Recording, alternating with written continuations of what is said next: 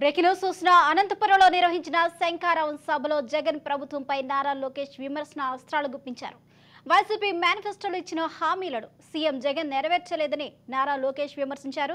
నిరుద్యోగ యువతను సీఎం మోసం చేశారన్నారు. సిపిఎస్ రద్దు చేస్తామని చెప్పి మాట తప్పింది జగన్ కాదా అంటూ ప్రశ్నించారు. గత ప్రభుత్వంలో 100 సంక్షేమ పథకాలను రద్దు చేసిన ఏకైక సీఎం జగనే అని విమర్శించారు. ఈ 5 ఏళ్లలో అన్ని ఛార్జీలను పెంచడమే పనిగా పెట్టుకున్నారని అన్నారు.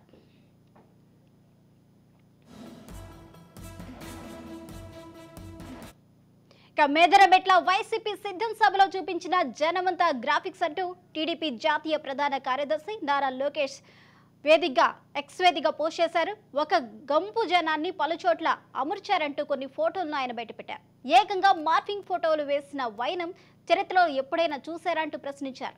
డ్రోన్ చిత్రాలు గ్రీన్ మ్యాట్తో దొరికిపోయారని, ఇప్పుడు ఏకంగా మార్ఫింగ్ చేసి ఫోటోలు వదిలారని ఎద్దేవా చేశారు. జగన్కు ప్రజల మద్దతు లేదని, ఎంత ప్రయత్నించినా ఆయన్ను చిత్తుగా ఓడించడం ఖాయమని లోకేష్ పేర్కొన్నారు.